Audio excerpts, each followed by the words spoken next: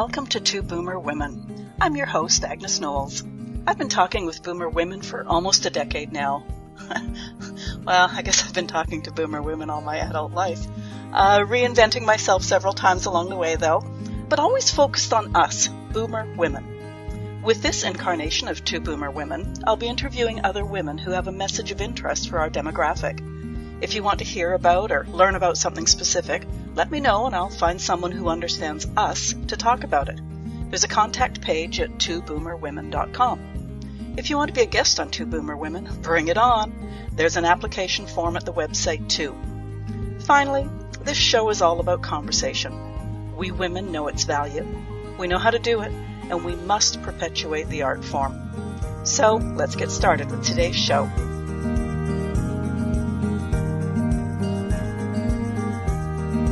Welcome to the Two Boomer Women podcast. I'm your host, Agnes. Well, for the second week in a row, I'm chatting with someone about a subject I know practically nothing about. In this case, this week, I must admit to being a wannabe, and maybe you are too.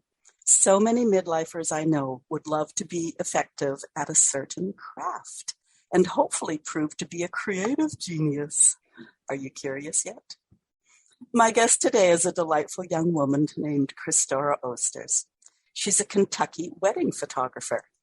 Now, before you wonder if so many of my friends are getting married at this age that I need to interview a wedding photographer, let me explain. In some ways, a photographer is a photographer when you're talking professionals, of course. But first of all, Christora is a traveler. She loves to explore new places, try new restaurants, and create epic images in different countries at least once a year. COVID is not a part of the discussion today. So she's experienced capturing people, places, moments, all the stuff we want to capture when our children and grandchildren visit. The events, the celebration, the love. Love sounds like something a wedding photographer might know something about.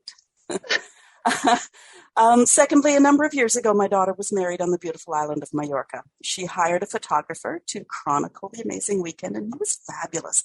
The bride and groom, their love, obviously. Also the families, the children, the wind in our hair, the spectacular food, other moments I had no clue had transpired. And my walls weren't big enough to hold all the photos I wanted to hang. So I know something about the skill of a wedding photographer. So without further ado, it is my great pleasure to introduce Christora Osters. Christora, thank you and welcome to the Two Boomer Women podcast. No, thank you so much. I am delighted to be here and just to talk to your audience a little bit about capturing those moments like you're talking about. It's not just for weddings. It's everyday moments that you just don't know if you're going to get back. Yeah, absolutely. Yeah. Now, it says on your website that the first time you had a camera in your hand was while you were living abroad in China. Tell us more. Yeah. So my history is very much so based on living in other countries. When I turned 19, I moved to Mexico, then to Peru, then I was in the Peace Corps in Costa Rica. So coming back from Costa Rica, I just wasn't ready for a 9-to-5. So I tried a 9-to-5 for about a year, and then I decided that it just wasn't for me. So I applied to this position, the best position in the world. I truly don't know how I got it. I actually got to teach English teachers in China how to teach English more efficiently. So I wasn't just in one area of China. I moved every 3 weeks. So we were teaching the same things over and over and over to these people, but you got to experience more of the country and also more of the culture because there are different cultures in different areas of China. Well, so a gentleman who was actually on my team working with me, he had 2 cameras and he gave me one of the cameras and said, why don't you try it? So I would take a picture. He would take a picture. And his photos were so much better than mine. And I am so competitive. I was so upset. And so I just started YouTubing how to do certain things. And it became a passion project from there. So when I moved back to the States, I actually interviewed for a position as a high school Spanish teacher in Louisville, Kentucky, while I was living abroad in China. My parents moved all of my things down, chose an apartment for me. And I moved from China to Louisville with 2 days to go before school started.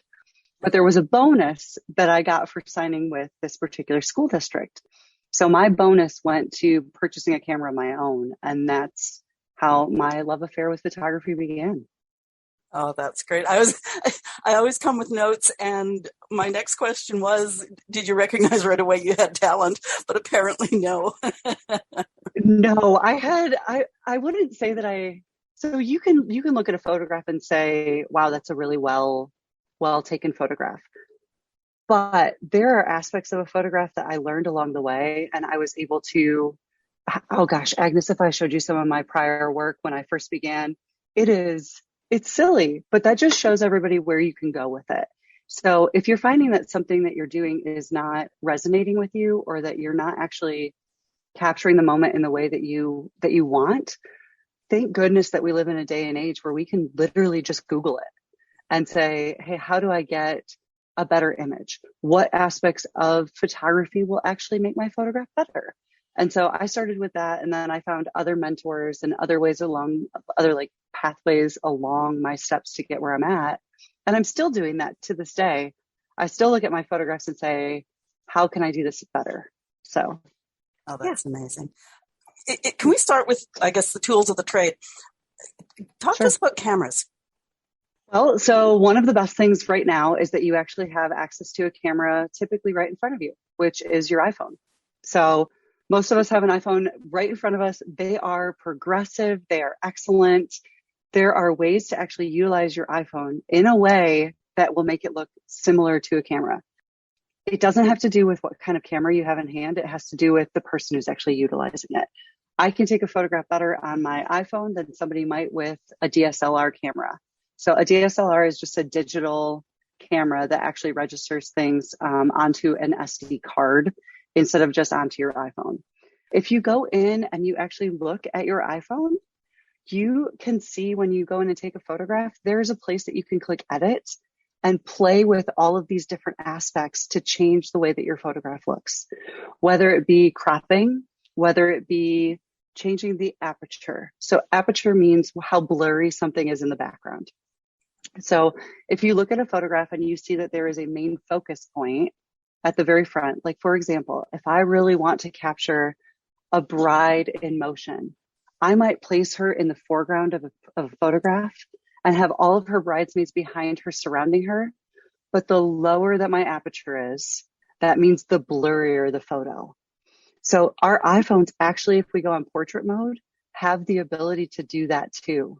So you can go in, you can take a photograph with your portrait mode, and you can change the aperture when you click edit to go lower or higher to make areas of the photograph more blurry or more crisp and clear.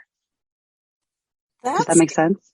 It does, but what's interesting, we're totally off my notes now, is Monday morning, I was with a client, and there was the most spectacular double rainbow in the sky. So yeah, what do I have in my pocket? I have my iPhone.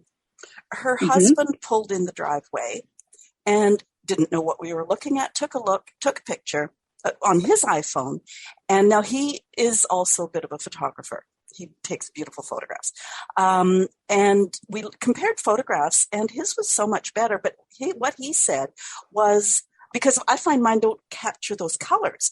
And what he said is, oh, no, I bought a phone with specifically really good camera because he loves taking photographs.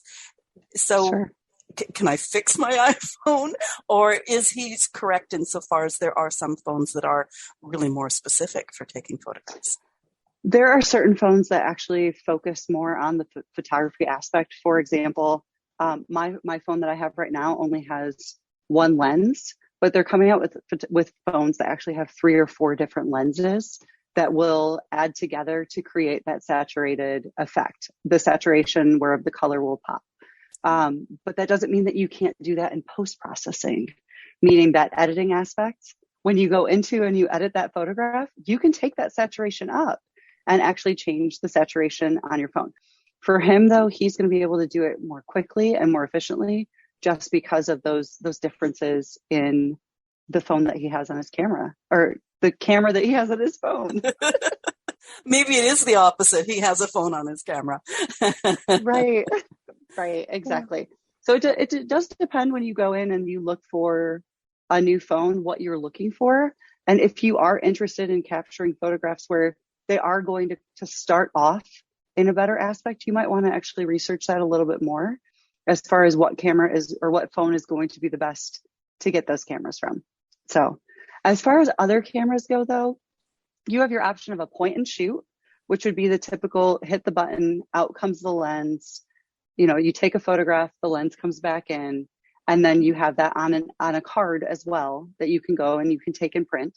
You have the option for a DSLR, which is going to be where you can control your shutter speed. So how quickly the camera takes the photograph. You'll be able to control the aperture, so the blurriness of the photo, and you'll be able to control the light, meaning the ISO is what actually gives you the ability to control the light coming into the camera. So that's on a DSLR.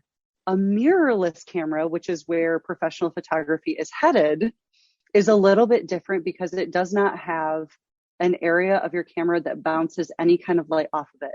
What you see is what it registers. So I can actually take my camera and I can look at the back of the camera and know exactly what my photograph is going to look like as I change my settings from aperture, ISO, and my shutter speed to make sure that I'm not going to get this pitch black photo, or I'm not going to get a photograph that is completely blown out with too much light. Whereas a DSLR doesn't have the ability to show that. You have to actually read the light meter in order to get through that. And I know there's a ton of terms in here, a ton of like very professional terms that we're talking about. I'm trying to explain it as well as I can. So stop me if I'm going off on a tangent or if it's not being registering. The tangent is great because I have this recording on my computer now. Okay, great. Go back and re-listen to it. Absolutely. Exactly. A dozen times. And I will say with a DSLR, there are different settings on there that are auto settings. So you don't have to think about your light exposure, your aperture, or your shutter speed. The camera will do it for you. However, if you really want the control over what you're seeing, like in the final photograph, learning those three aspects are going to be key to creating the ambiance that you're wanting from it. So for example, if I were to go out and I were to photograph a sunset, I just came back from Florida. I just went through this process. So if I'm going out and I'm photographing a sunset and I set my camera to auto, it's going to pick up on the light source that it sees first. So it might pick up on the light source that actually has to do with the sunset. Well, then the rest of my subjects are dark. I can fix that in post-processing, but I can actually manipulate the ISO, the aperture, and the shutter speed so that there's a balance between the light source coming in from the sun setting and my couple who's on the beach there. So that's where it changes, and play with it. All you have to do is play with it. Start with one. Okay. So there are like 4 different settings that I would say that you could start with. You can start with aperture priority, which is the A on the top of a DSLR. What that means is that you set the aperture, the camera fixes the rest of the settings around the aperture. There is a shutter setting, the S setting. You can set your shutter speed. This is really great for people who are going out and taking pictures of their grandkids at sporting events, of their children when they are horseback racing or horseback riding, of little kids that are running around. You want a faster shutter speed so that you're not missing their faces. You're not missing those jumping moments. So that shutter speed, if you set that, the camera is going to fix your aperture and your ISO around the shutter speed. Same thing, you can go ISO priority, where the ISO, you set the ISO, and then the aperture and the shutter speed correct themselves. So really, those are the 4 that I would start on. Start with auto, and then play around with your aperture setting, your shutter speed setting, and your ISO or your light opening setting. And then once you actually figure those out, you can move on to your manual setting where you control all 3 of them. Okay. Well, this is interesting because I have what used to be a really high-end camera. I bought it for professional use, and I did play with a lot of things. But of course, I'm such a fabulous mom that when my daughters came to visit and they started playing with stuff, And I finally quit using it because it was like, it was so adjusted. I couldn't figure anything out anymore. Sure. So is there return to factory settings, or is it just safe to go back and start again, or what would I do? Because I haven't used it for years. Oh my gosh, absolutely. Just reset your factory settings and then start again. So here's the great thing about photography. Even though we might get a photograph wrong or we might change our settings, there are ways for us to go back in and say, this is what I learned from it. And then you just kind of readjust.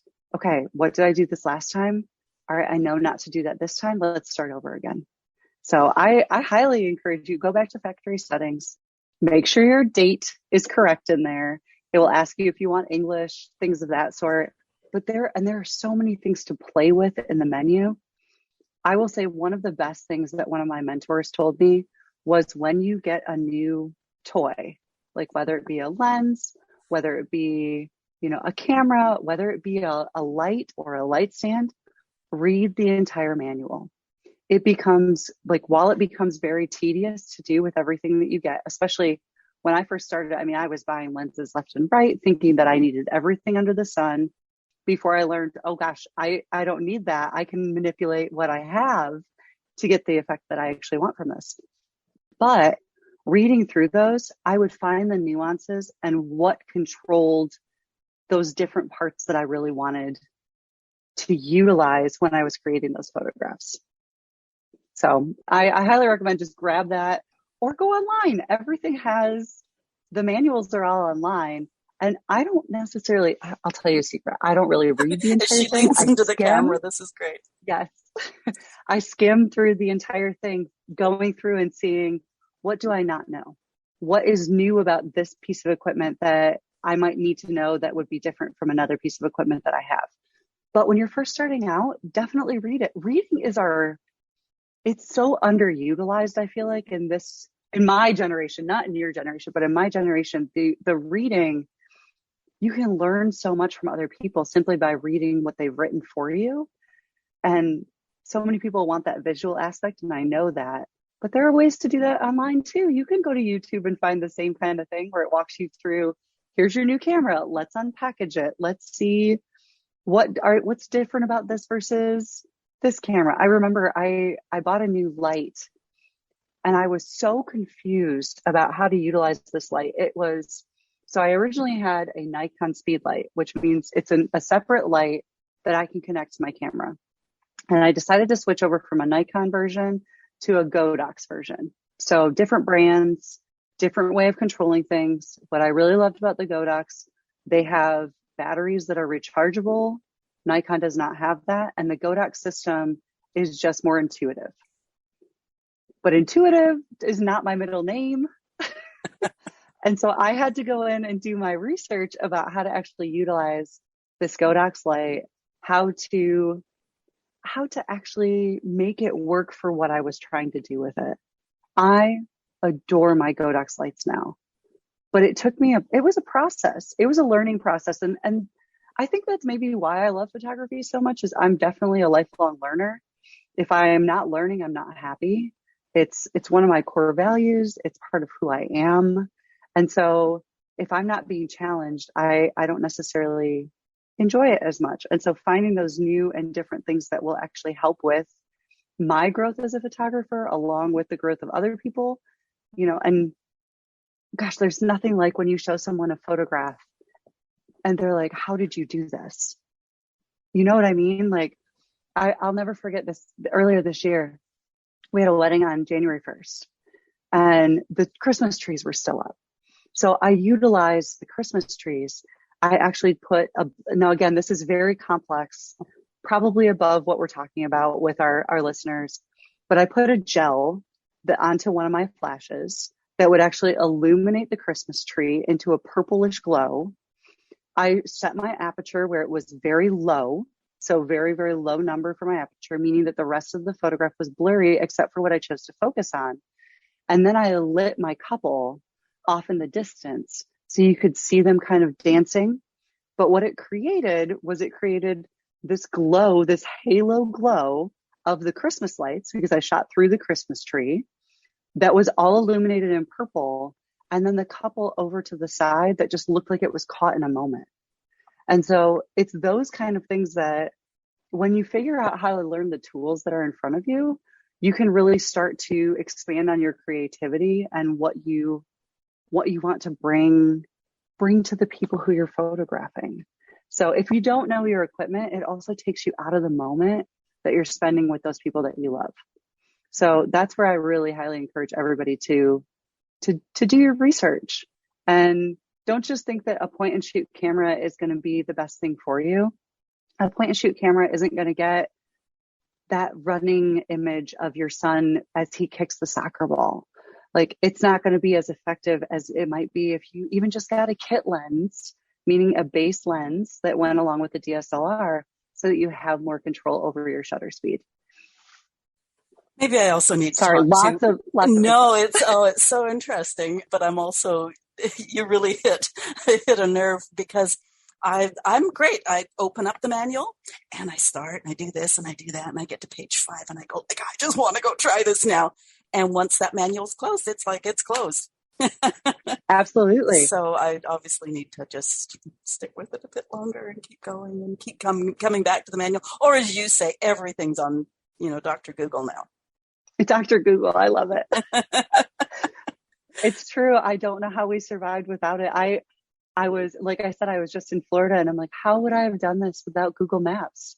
I would have used an atlas like I did when I was, in my teens.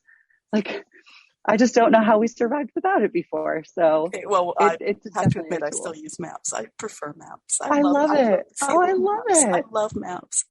Oh, dear. Okay. What are the different approaches to photographing scenes or people, or something like a talent, like painting, like, somebody paints or they do needlepoint and they want to get capture that beautiful picture, maybe to sell it or just to display it or whatever. So I think that we, as humans, oftentimes we think what we see with our eyes is exactly what's going to be appealing. And the fact of the matter is that angles are everything. So when you're taking a photograph and you're trying to sell something, think about the angles that you're photographing from. You might be photographing straight down, where it would be perpendicular to what you're actually trying to sell, but it might actually be a better photograph if you come at it more from where your stomach is. So I like to think of it like a clock. So I try and tell people all the time, let's think of this as the clock method. So if you start at 6 p.m., and then you move to 7 to 8 to 9 to 10 to 11 to 12, you're going to have 6 different photographs and you can see which version you like the best. So we tend to rush through it though, as far as, okay, right here, this is my eye level.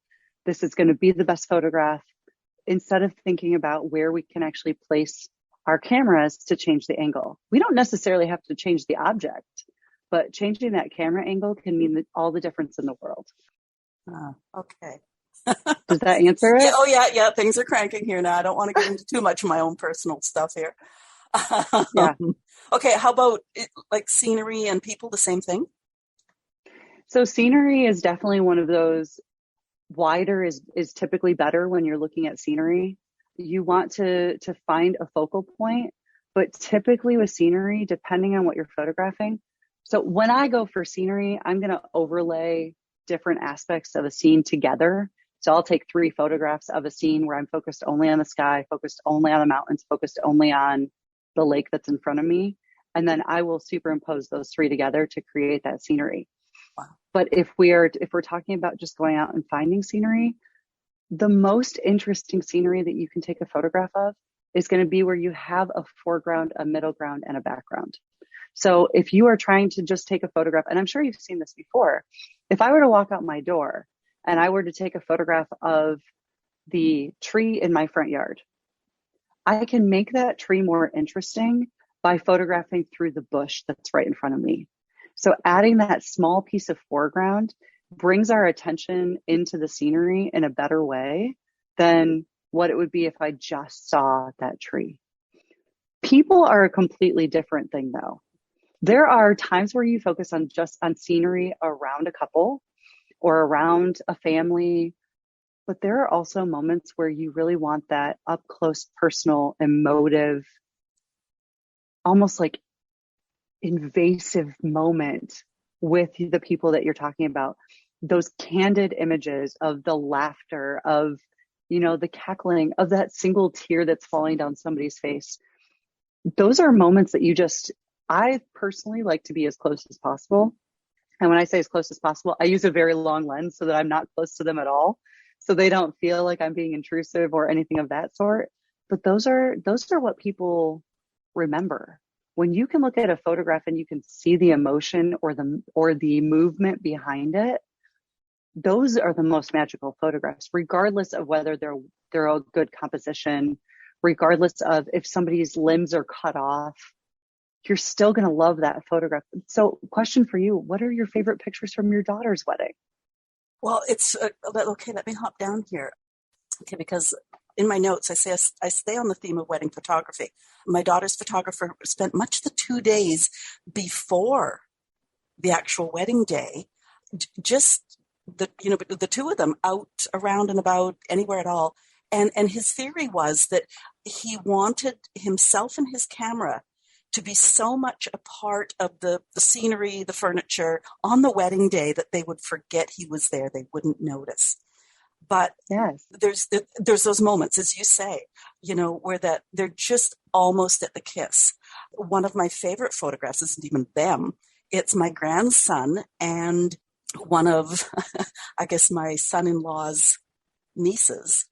And we're on the upper level of the hotel at the beach on Mallorca. There's this beautiful pool, and there's these wafty white chiffony curtains around. And it was just that capture as they're both sitting on the edge of the pool. They're both about 5, just bare feet in the pool. And yeah, they were so into just the company and the pool and the moment. It was just, it captured something. Yeah. Well, and it takes you back. That's the beauty and the magic in photography, is when it really can pull you back into those emotions that you felt on that day. My father recently suffered a stroke about a year ago, and looking back on my wedding photos and the moments where I'm looking at him or he's looking at me, those are moments that I can feel still. And we've been married for 10 years. Like, my husband and I have been married for 10 years. And yes, there are moments with him, of course, that I feel that way too. But right now, especially as life presents challenges in itself, it's those life challenges that if you don't have those photographs with your loved ones, you can't necessarily, you can bring yourself back into it, but those photographs create this portal. It's like a time portal that it transports not only like you visually, but you can actually, like, I can smell what it smelled like on that day when I look at that photograph. I can hear the music that's playing. I can remember exactly what he said to me in that moment. And that to me is priceless. Like, that aspect of it, of photography in general, is priceless. That's what I'm aiming for every time that I'm with a couple. And I'm so grateful that the photographer for your daughter took the time, because he's not just getting them comfortable. He's also beginning to understand their relationship and what's going to mean the most to them. So that's the other thing, is if you know what a relationship is and you can get somebody comfortable in front of a camera, there's magic in that. There's true magic when we can let someone feel truly themselves while they're being captured. I'm just thinking of one other photograph that I absolutely love. And my son-in-law's mother and I, we adore each other. If she didn't live in Spain, we'd be best buddies. But because she's a woman of a certain age and she's getting that chin, she has this habit of just resting her fingers on her chin. Oh, I love it. So as a joke, myself, his mother, his auntie, who was like a second mother to him, and then my daughter's stepmother, all 4 of us were in a photograph, and we all did that little hand under the chin, sideways look, trying to look younger and cuter. And he was so game for all of that stuff. It was, just amazing. Yes, absolutely. But again, so his aunt has since passed? No. Oh, okay. But is very ill, and now I think has dementia and things like that. So it was one of the last moments where she was still really tuned in. Yeah. Oh, well, but again, it's one of those memories that it takes you back. It really does. It takes you back to that moment. I love it. And I love to hear what those moments are for people after the fact. So, because a lot of times people don't even recognize that photos are being taken. And that's the best moment to be in, is when nobody even knows that you're there, like your photographer was saying.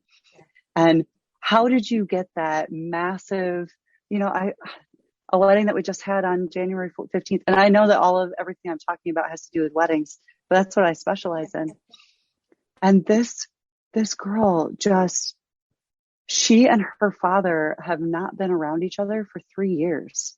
And so these moments of his hand on her shoulder and they're laughing, she's like, I will cherish this for the rest of my life, because I really did not have a relationship with him.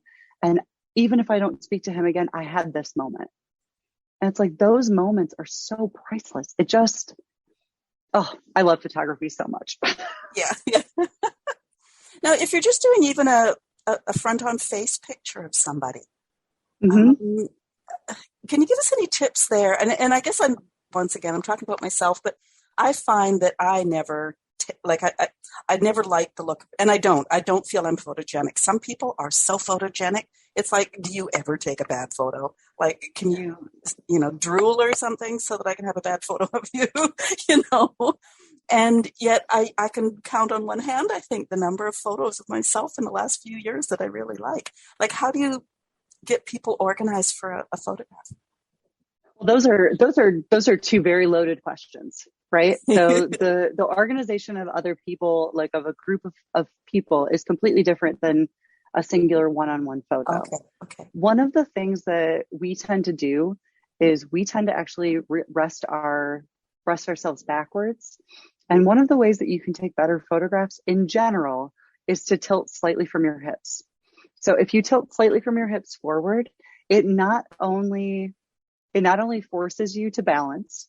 So when we're standing straight up, we just tend to shift our weight from foot to foot. You become more conscious of your lower extremities if you tilt forward. And then a lot of times I will ask my couples or somebody who I'm photographing to move. It's so counterintuitive to what we think about when we think about a photograph. But oftentimes when you have somebody who's in front of the camera, they are, not only are they nervous, but they're thinking about, am I going to like this photograph or am I not? If you can bring someone into movement first. So for example, on a family shoot, have everyone grab hands and swing themselves around. You bring yourself out of that thinking process of what do I look like and into the moment. And everyone looks better when they're in the moment and they're smiling in that moment. So when you're talking though about like the tips and tricks for getting a better photograph, even of yourself. So let's say, for example, you just want to do a selfie. Okay. You do want to do almost like those old school photos. Okay. So the old school photos, if you remember, they want you to turn almost at a 45-degree angle. So one shoulder is closer. You lower the front shoulder, the shoulder that's closest to the camera, you lower it down. You bring yourself forward. You can see it even right now. I know that our listeners can't, but you can see it even right now on the screen. When I bring myself lower, it automatically gives my jawline a better jaw. Okay. So you want to bring yourself kind of forward. And then you actually, the biggest key to a good photograph is your hands. If you think about it, you don't know what to do with your hands typically in a photograph, right? So just you want to hold on to something, whether it be your elbow, whether it be put your hands into your pocket, whether it be wrap around another person who's with you. That again is going to take you out of the place of what do I look like in this photograph and into the place of this is a connective moment that I have with someone else, or a connection that you have even with the camera at that point. So the more that you can tip, and again, you don't want to bend at a 90-degree angle and be completely bent over. That would be ridiculous. It's a slight bending forward, but again, it thins everyone out, first of all, because your face is going to be the focal point regardless. That's what we want your face to be the focal point. Your body will look thinner, slimmer. It will also be to a point where it will, she's raising the roof right now. I love it. But your body, it will. And then if you actually rest your weight on your back foot, once you've turned that 40-degree angle, it will give your front leg it will almost make it look like graceful, like a deer. So, and if you pop that front leg, then pop that front knee, it gives that va va voom look to your body that we all want. And I am straight up and down. I have zero curves, and I can make myself look like a curve in any photograph possible because of that. So having that it's almost about creating triangles with your body. You have the triangle of your knee coming up and out. You have a triangle when you hold onto your arm. You have a triangle between your neck and your shoulder. We as human beings tend to raise our shoulders. You want your shoulders to go down and back. There's so much information here, right? But if you truly want to, so this would be my recommendation. Start with your shoulders. So take your shoulders up, back and down, turn at a 45-degree angle or a 35-degree angle. Pick whichever side you like, right? We all have a side. Well, not everybody, but most people have a side that they really enjoy, that they like better than the other side. So turn to the side, tilt a little bit from the hips, and then touch something somewhere with your hands. Hold on to something with your hands. And it will create a better photograph than what you had in the past. And if you can't get yourself out of that, start to move, start to walk, start to, turn around and raise your hands in the air and yell. Like those kind of things are going to get you more out of your head than anything else. Some of the prompting that I use with my couples, for example, I like to call what I do candid posing. I see your angles. I can see your angles better than anybody else can. But the last thing that I want, well, I shouldn't say better than anybody else, better than you know how to put yourself into a position. But the last thing that I want is I don't want you to be like, okay, now look at the camera. Now look at each other. That's not authentic. It's not genuine. So instead I'll say something, like, Jared, will you smell her hair and make sure she showered today? And all of a sudden, right. And all of a sudden they're truly laughing with each other because it is ridiculous. It's absolutely ridiculous. But I have put them into a position where they are in a good angle for both of them. And that one prompt is going to get that genuine laughter that maybe you didn't get just from being like, now giggle. So there's a difference in how you actually instruct people how to take a photograph as well. You were talking earlier about groups of people together. It's very easy to just ask someone for family photos to stand up there and smile. But typically what I'll do is I will say, okay, before we do this family photo, we're going to do a big group bear hug. And that big group bear hug, like, first of all, the couple is getting hugs left and right. I mean, this is pre-COVID. And now it's starting to come back a little bit. And a lot of people at weddings have not cared. So, but they will give a big hug to the bride and groom. And the fact of the matter is that takes you away from, I'm about to take a photograph, and into the moment of, I love this couple so much and I'm so glad for them. So bringing someone out of their head and into the moment, I really think that is key to any good photograph when you're photographing a subject. Now, again, if you're doing something like sports or something where someone is running or laughing or playing, not having them recognize that you're taking a photograph. So I have two young, a niece and a nephew who are 5, and they were just down in Florida with us. We went to Magic Kingdom, and my sisters continually were saying to them, now look at the camera, now look at the phone, now look at the camera, now look at the phone. And instead I would say, oh, and what do you think about your Mickey Mouse ice cream popsicle? And he would look up and go, and it's things like that if you can get someone to smile about what's occurring rather than to look at a camera and smile, it's just more authentic. And it makes everyone in general feel better about what they look like, because they don't remember that they took a photograph. They remember what they were talking about, or they remember what they were thinking about in that moment, or who they were with. So yeah, I'm off on a tangent again. I'm so sorry. It's great, because I hope our listeners are getting as many aha moments as I am right now. Because I'm just thinking, like with the bride and groom, you could have said, now lean forward as though, you're just sort of nuzzling her hair or something. And, Sure. It's contrived. Whereas, when you say, oh, just smell the hair, make sure she showered today, it's like, that's hilarious. No, it's my wedding day. I never shower on my wedding day. It's funny.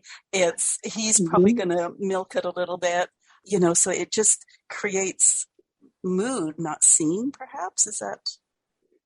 Yeah, absolutely. I know what I'm looking for, right? I know that I'm looking for that laughter, but I also know that if I take a photograph where it's simply laugh, that's never going to feel Yeah. real, with bridal parties. And I know this is a little crass, but it works. And when I want to get a laughing picture of a wedding party, I have three different things that I do. I will ask everybody to grab somebody else's butt. Okay, guys, I want you to grab somebody, and they'll go, what? And then someone will do it, and inevitably everyone breaks out into laughter. I'll have the worst dancer start dancing for everybody in the group, and then inevitably that breaks out into laughter. And my new favorite that I love doing lately, and again, this is where the crassness comes in, I have everyone in the wedding party yell their favorite cuss word at the top of their lungs. And right. And that laughter afterwards is inevitable. It's just an inevitable thing that happens. And I'm not looking for the moment when they're all yelling. I'm looking for the moment after, but they don't have to know that. So, and they're going to think about that photograph and remember that that's what they did. Oh, that's So, great. yeah. Yeah. Well, it's funny, just all the things that come together, because I think one of my favorite, more recent photographs of myself was taken by my grandson, who might have been 7 or 8 at the time. And he had the camera, I think it was probably just the phone camera. And I knew he wanted to take my picture, and I was avoiding it. And then finally, I'd had my back to him, and finally I just turned around and looked. And as you say, between the jaw and it's my grandson, so of course I got this great look on my face. I don't even care about all the wrinkles from my chins, because he clicked at the right moment. So, like, everything you said, proof positive. And that's the beauty in a photograph, is when you remember the moment, it really doesn't matter what you look like. It's just that you have that moment. Yeah. You truly do. You have that moment. So it's powerful. It's a powerful tool that we have. So, well, and such a great tip, because, like so many of us are grandparents at my age. And as you say, instead of saying, oh, look at the camera, smile, it's like, okay, imagine this, or tell me about the toy in your hand, and things like that. So one thing that I don't know, an older movie now, I don't know if you've ever seen it, it's like 1,000 Ways to Die in the West.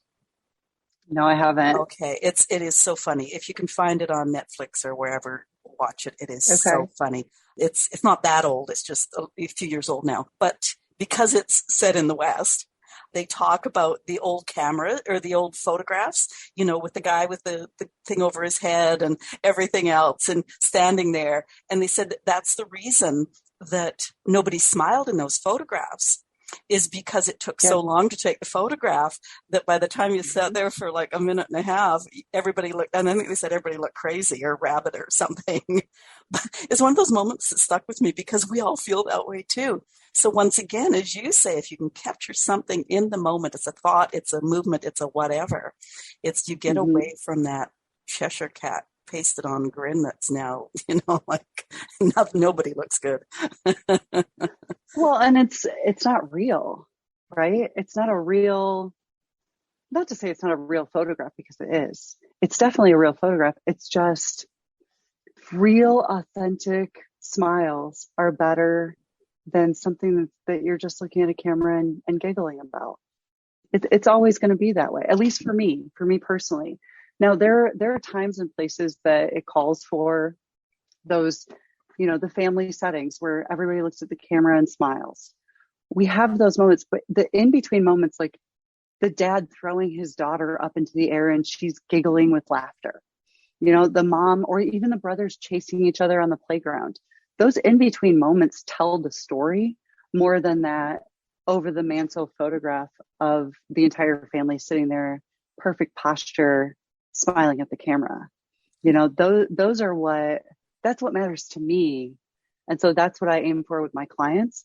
Now, if you're different, if you want that, absolutely go for that. But know that if you can get those in between moments beforehand, those smiles when you're sitting in that perfect posture are going to be more genuine because you've enjoyed the fact that you're throwing somebody in the air, you're chasing someone. Now, we don't want people rolling around on the ground clearly during a family photo shoot. But if that's a way that you're going to get your kids to look at the camera and giggle, who cares if there's a little dirt on them? Like, if that is really what it takes to get them, and I know I'm speaking to a specific clientele right now, especially people who have children between the ages of 3 and 9. That's a tough age. It's a hard time to get a photograph that's really good of your entire family. So let them be them. Let them run, let them play, let them climb. You can touch it out later. Those little dirt smudges or the little moments, of, now given if you're wearing all white, watch yourself, but well, I'm just thinking too, like the family photo, because I was going to ask about that, it sounds to me like instead of lining everybody up and, having the tall people at the back and the little people on knees and all that sort of stuff, great, do your composition, but then hire the guy next door to walk in the back door and do a face plant in a cream pie and then snap it. Because then suddenly they've got a focus that's totally outside themselves. Everybody's looking in the same direction, and it's also funny. Yes. Find something that's going to make people giggle. Find something that is going to that's going to get them, again, like we've said the entire podcast, in the moment. It's the in the moment. And I really think of it, my job is not it's not simply to take the photographs. It's not simply to, photojournalistically be there. I also create moments for people to remember. Like, there are so many brides and grooms on their wedding day where there are stressors like crazy as far as my dress, my bridesmaids, what's going on with the food. And my job is to bring them back into why they're there, which is the love that they have for their spouse and the love that they actually share with the person that they've decided to spend the rest of their life with. Like, I have that honor, but it's also a huge responsibility that I'm not sure that a lot of people understand in that moment. But also I want it to be fun. I want them to look back on their wedding day and have had fun with each other and have had fun with their bridal party and have enjoyed every moment that they possibly could, because it goes by so quickly. And it's the same thing with kids. They grow up so fast. So instead of making a family session as stressful as possible, trying to find those little things in between that could be humorous or could be, it's a memory in the making. So I think a lot of times people just turn to, I want this to be perfect, instead of I want this to be what it will be, and I'm going to have a memory from it no matter what. I think that if we changed our attitude about what a photograph or a photography session is, that a lot of times things go a lot smoother when you have that c'est la vie attitude and understand that moments will be made regardless, whether it be that, your kid really could just pick up a pile of dirt and throw it at somebody. It really could. I find too, as we get older, hopefully more of us are thinking, what's perfect is not that perfect composition where everybody's looking at the same spot and they've got the perfect smile, but more it's perfectly real. Yeah. Yeah. The crawling all over each other. I had a couple the other day. They had 3 kids. Their daughter actually would not put down her binky. And her binky had that massive giraffe on it. You know what I'm talking about? Yeah. So it's connected. And the dad was so upset with her. Oh. And he's like, get that binky out of your mouth. Get it out of your mouth. And I was like, Tom, just let her have it for a minute. And then I was like, Maria, will you throw me? Let's see how far you can throw the giraffe.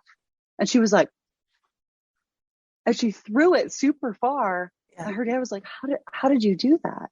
And it's like, because I wasn't telling her what she couldn't do. I was asking her to prove something that she could do. And then she was laughing because the giraffe was like rolling around. And I mean, It worked out great, but trusting the photographer that you hire too and understanding what their process is. Make sure you understand who they are as a person and what they're looking for from a photo shoot, because my philosophy is not everybody's philosophy. My way of doing things is not everyone's way of doing things. And there is a time and a place for every different kind of photographer as well. My way is not the right way. It's what works for me. So, yeah. Well, interestingly, because even before I contacted you, I had looked at your website and it was just like, oh my God, oh my God, oh my God. You know, like I just love every photo you've got on there. And thank you. So you know, I think you're great. One last question about the family photo. Sure. The dog. Oh, I have 3 different barks that I use. Oh, okay. I never thought about bark. So, yeah, I will bark at a dog to get his attention. And a lot of the times if a dog starts running to me, that makes for a great picture too, because you can get the dog in focus and the family blurred, or the family in focus and the dog blurred. So again, it's about letting it happen. You just let it happen. And yeah, you can't control an animal the same way that you can control a teenager or you can control an adult. I would put animals and kids in the same category though. Yeah. Like it works. It works as long as you're willing to try different things. If you know that your dog has a favorite toy, or you know that they are attracted to the smell of ham or something of that sort, like think about those things and bring those with you. So, because if you're holding on to ham in your hands, you don't necessarily see that in a photograph, but the dog will focus more. Or if they have a squeaky toy that they always look at, you can give it to the photographer and the photographer can squeak that toy. And oftentimes that will work for kids too. Yeah, I was just thinking that from the days of the old store photos at Christmas. And it's funny how you talk about the ham in the hand or something. Just recently, every Saturday I climb a local mountain with some friends. And while we were up there last Saturday, 3 gals from out of town, young women, said, "Oh, could you take our picture?" You know. So I took the picture, but they had like a modern day Polaroid. And I said, "Oh, check the picture, because like suddenly you're really pushing on the camera. It's not just a little touch." And so we got talking about pictures. And one of my friends who climbed the mountain, said his favorite family photograph was this friend of his who did the perfect composition. And I guess probably had it on the 10-second timer or something. So when running into the photograph, had a biscuit in his hand for the dog, something to tap the kid on the back of the head to get his attention. And that was when the camera went off. So biscuit in the hand to the dog and back of the hand to the back of the head for the kid. And he says, "I love that photograph. I love that photograph." Because it's real. It's real. Yeah. I love it. And everybody was perfect except Dad, who was the one that wanted everything perfect. Oh, dear. Of course. Oh, goodness. Well, now maybe we've talked about this, but you apparently do social media, or you talk about social media. Most of us want to look good, like ourselves, but not like we just walked out of a professional makeover. Sure. The tips you gave us earlier, I guess, about, turning on an angle, shoulder down, or shoulder down, chin, that whole thing. That is probably. Yeah. Yeah. Those are probably the top tips. And then if you can photograph yourself in the middle of doing something, people are going to relate to that more, instead of just, when you think about a headshot. So a headshot is going to be the typical pose to one side, lean in, hey, here I am. But if you're on social media and you're trying to promote yourself or trying to bring people in, people want to see what you're doing, whether it be painting or typing or drawing or even sipping your coffee. That's what we refer to as branding. So branding photography is a completely different aspect than portrait photography would be. Branding is more about what you're doing in that moment and how that relates to your audience than simply, here's who I am. So. Okay. This question here that I have for you, I prefaced it by saying it might be a dangerous question to ask a professional, but I think you've already touched on it, and I don't think it is a dangerous question. All the touch-up ability that we have with our computers, filters, enhancements. You obviously probably, I think, use them. Am I safe to say? It depends. So what I actually tell my clients is I will make you look like the best version of you. I will not make you look like a different person. But for example, there is stress that happens on a wedding day. I have had brides who they have not had a zit in 2 years. Okay. And then on their wedding day, a zit pops up. That's something I'm going to touch out. I'm not going to make your chin thinner. I'm not going to change the way that your waist looks. Like that, those are aspects that I truly believe should not be touched up. But if there's a stain on a shirt because your makeup rubbed off on it, that's something I don't want you to have to look at and be like, oh, I just wish that weren't there. I want you to look like the best version of you. It's the external factors that I'll touch up. So, yeah.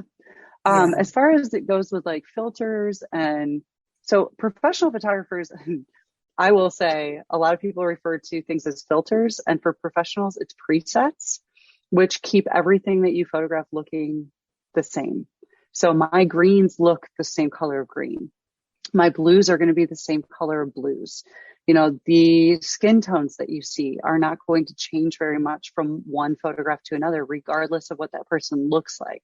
It's those kind of things that, depending on who you go with, professional photographers will all have a style that they like to use, and will all have a way that they like to photograph the people who are around them. So it's just preference in that matter. I know that there are people who do a lot of touch-ups on their couples. For me personally, I want you to look like you. So again, it's just going to be those glaring disparities that will be necessarily fixed. And then it's just about my edit at that point. Keeping it consistent. Consistency is key for a professional. Oh, that's great. Yeah, okay. And I guess partially I might have been thinking about scenery where you know that sunset might be real, but like if 18 people in the neighborhood have taken a picture of the sunset and suddenly one's just a little bit too intense, or a bit like the contrasts are too great or something, you go like, yeah. Sure. Yeah. Well, but again, that's a personal preference for editing. Okay. So that's the great thing about photography too, is when I first started with photos, I oversaturated everything. Everything was oversaturated, bright colors everywhere. People's skin was so orange. I mean, it was honestly, looking back, it was a mess. But that's how I found my style, was by experimenting and thinking through, like, what did I like about this edit? What did I not like about this edit? And so be willing to try something new, and you might find that you love something totally different. Like so many things in life. Yeah. You're a like philosopher. Add that to your CV. I won't claim it. I will not claim that. But. Okay. Christora, at the beginning, I mentioned I didn't really know very much about photography. What haven't I thought of to ask you that a wannabe photographer, a wannabe hobby photographer should know? I think we've touched on lots, but. We have. One of the really big things that they initially teach you when you first start photography is the rule of thirds. And your listeners can look into it on YouTube, on Google, but the rule of thirds technically will make your eye travel better throughout a photograph. There are times to break the rule of thirds. There are times where I prefer to not even utilize the rule of thirds, but I understand the rule of thirds in a manner. And the rule of thirds just says that your screen on a camera is basically broken up into a 3x3 grid, and putting your subjects into 1/3 of that grid will allow your eye to travel to them more easily.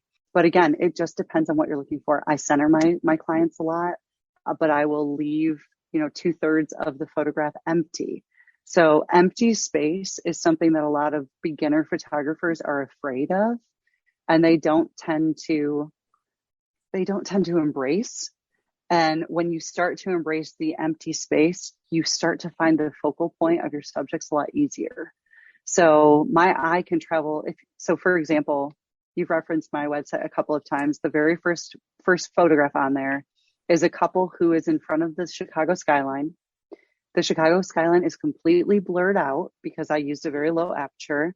There are seagulls flying in towards them, but they're located only in the bottom or into the left portion of that photograph, and there is empty space around them, but it draws your eye to them more efficiently because of that empty space. So that would be probably my number one tip, would be learn the rule of thirds. and then break the rule of thirds. Like, there is no rule with photography. That's the best thing about it. But understanding that will give you a sense for what composition is like. Yeah. And once again, thinking in my mind's eye just about different photographs. And even the double rainbow I mentioned earlier, one of the things I noticed immediately about his photograph was he had caught just some of the rooftops in the foreground. Yep.